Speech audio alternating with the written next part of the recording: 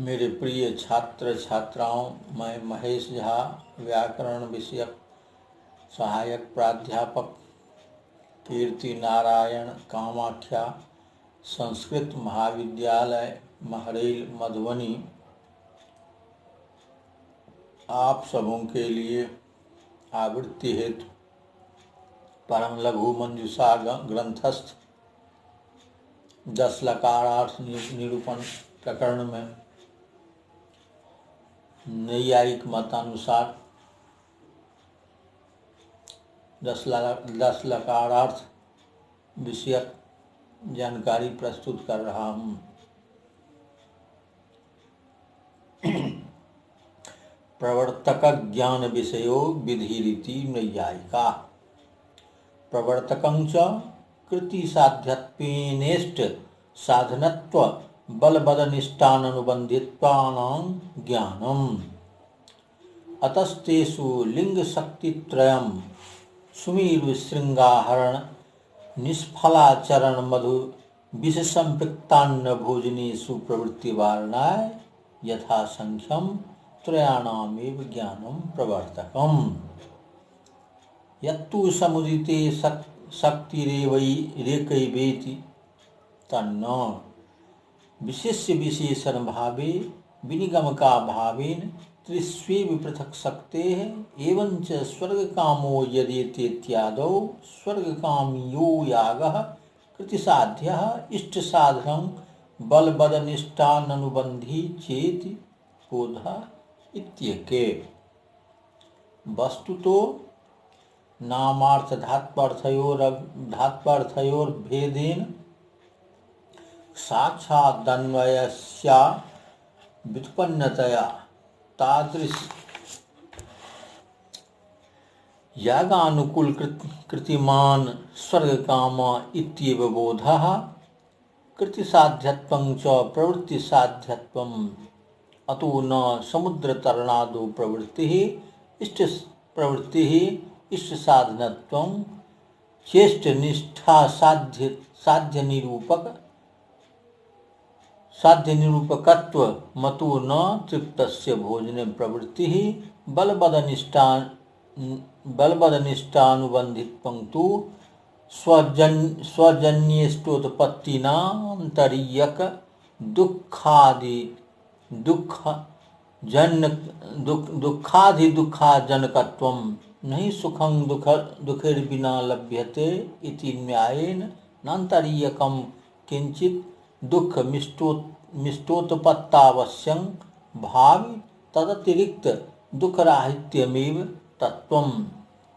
ब्राह्मणो न हन्तव्यः इत्यादो न कृतिसाध्यत्वेनेष्ट साधनत्व निषेधे स्वारस्याभावात्तेन बलबदनिष्ठानुबन्धित्व निषेधात् ब्राह्मणवधो बलबदनिष्ठजनक इत्यर्थः पर्यवस्यति। एतेन समुदिते लिङ्गः शक्तिकल्पनमपास्तम्। नैयायिक प्रवृत्तिजनक ज्ञान ही को विधि मानते हैं।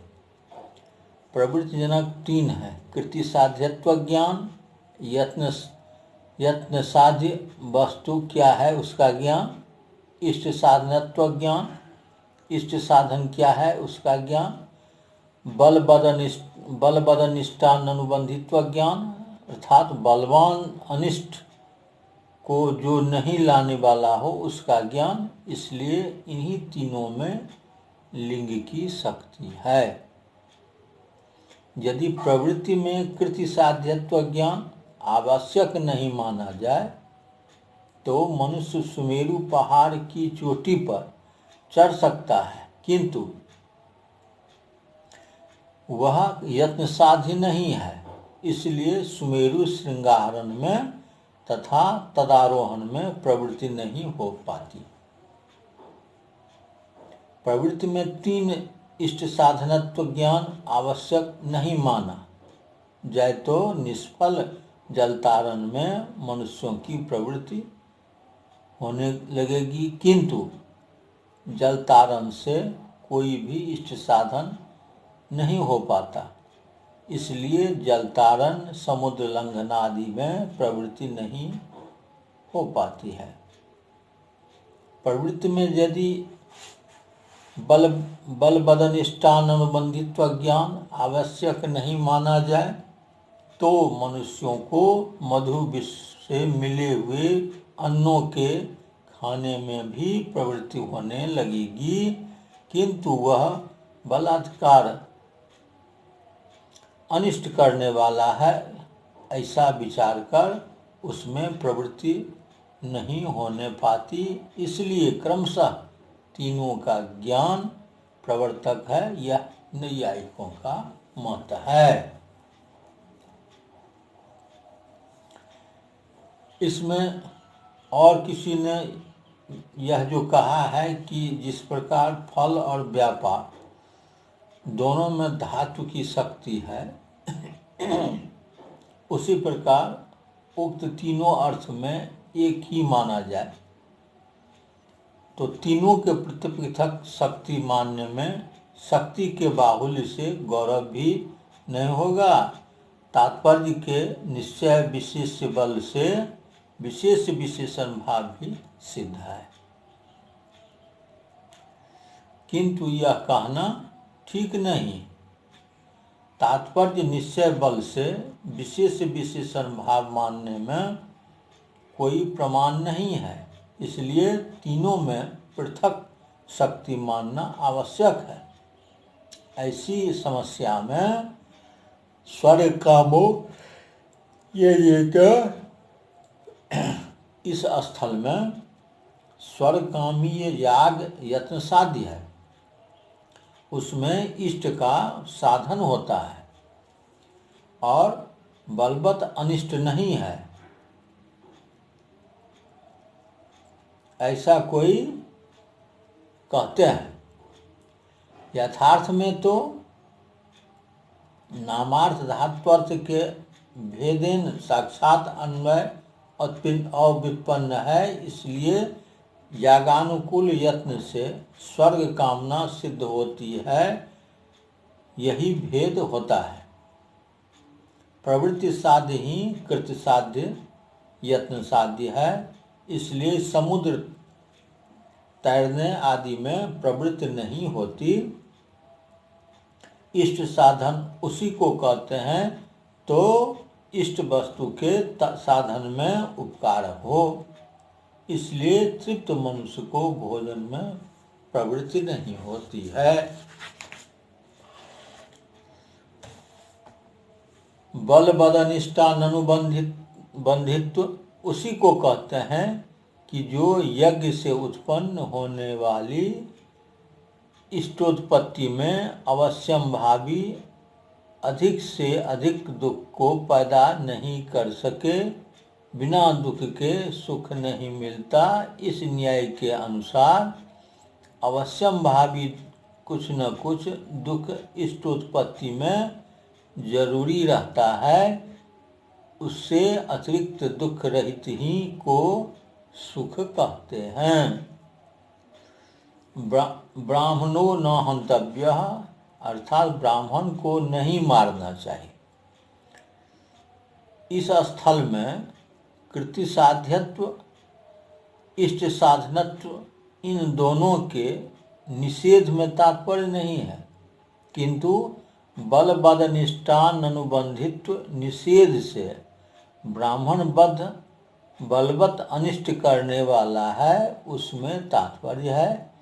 इसलिए समुदित तीन अर्थ में लिंग ही एक ही शक्ति कल्पना सर्वथा विरुद्ध है।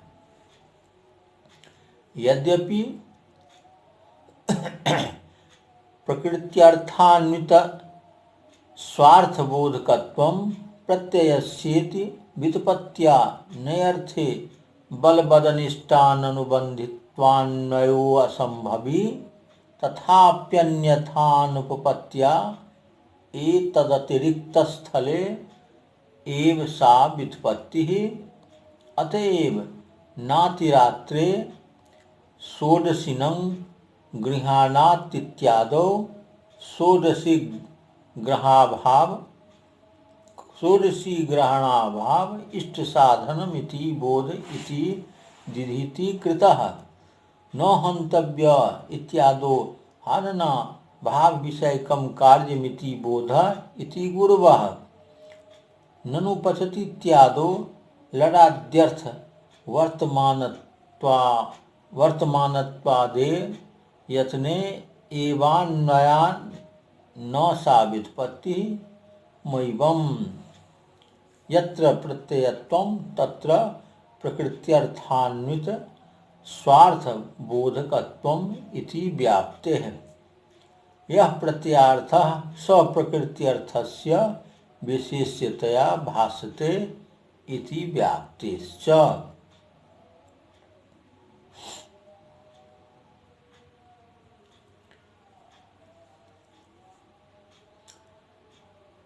यद्यपि प्रकृत्यर्थान्वित स्वार्थबोधकत्वं प्रत्ययस्य अर्थात प्रत्यार्थ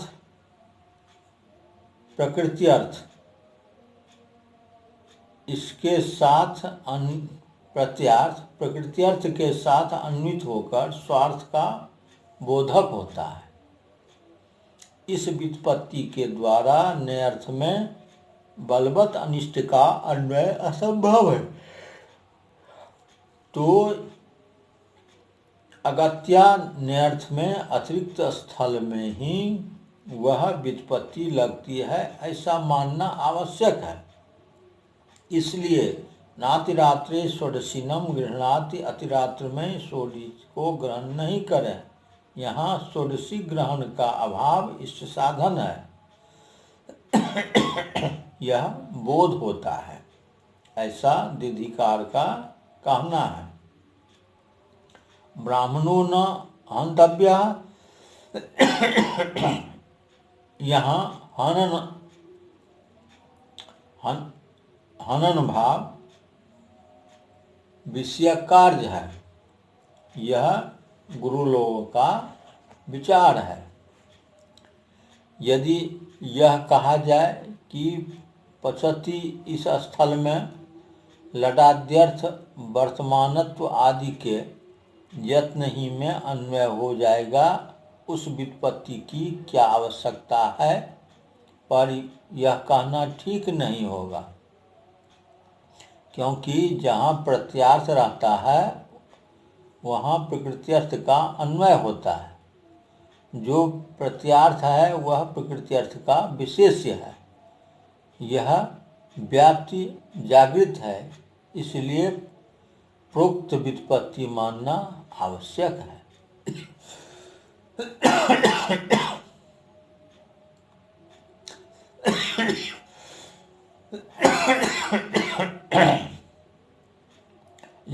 लेटस्तु यच्छब्दा समिव्याहृतस्येव विधिरर्थः समिधो यजतीत्यादो विधि प्रत्ययात् देवांश याभिर्यजते ददाति च ज एवं विद्वान् मावास्यं यजते इत्यादो तद प्रत्ययादिति। यत शब्द से रहित ही लेट लकार का विधि अर्थ होता है। यत शब्द के साथ जब लेट लकार रहता है तो विध्यर्थ का भान नहीं हो पाता, क्योंकि समिधो यजति में विध्यर्थ का भान होता है और देवांश याभिर्यजते ददाति च ज एवं विद्वान मावास्यायं यजते, यहाँ विध्यर्थ की प्रतीत नहीं होती है। लिंगस्तु भूतत्वं क्रियातिपत्तिश्चार्थः। अतिपत्ति रनिष्पत्ति रापादना रूपा सा च शक्या सा चापादना तर्कः तर्कत्वं च। मानसत्वव्याप्यो जाति विशेषः एधांग चेदलप्स्यत् ओदनमपक्षत इत्यादो एध कर्म को भूतत्वेनापादना विषयो यो लाभस तदनुकूल कृतिमान ओदन कर्म को भूतत्वेनापादना विषयो जह पाकस तदनुकूल कृतिमांश्चेति बोधा भविष्यति क्रियातिपादनेपि लिंग यदि सुवृष्टिरभविष्यत् तदा सुभिक्ष मो भविष्यत् दिति प्रयोग दर्शनात् भूतत्व भविष्यत्वयोर बोध नियमस् तात्पर्यात् यदि स्यादित्यादौ लिंगोप्यापादनायां शक्तिः यदि निर्बन्धिः स्यात् तर्हि निर्धूमः स्यादित्यादौ तस्या एव प्रतीते लाघवेन स्थानीनां वाचकत्वात् संख्यापि लकारार्थः।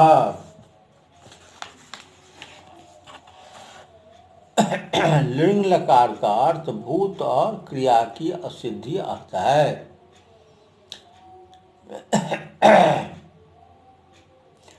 अतिपत्ति अर्थात अनिष्पत्ति, असिद्धि जो आपादना रूप है, आपादना तर्क को कहते हैं, वह मन में रहने वाला है।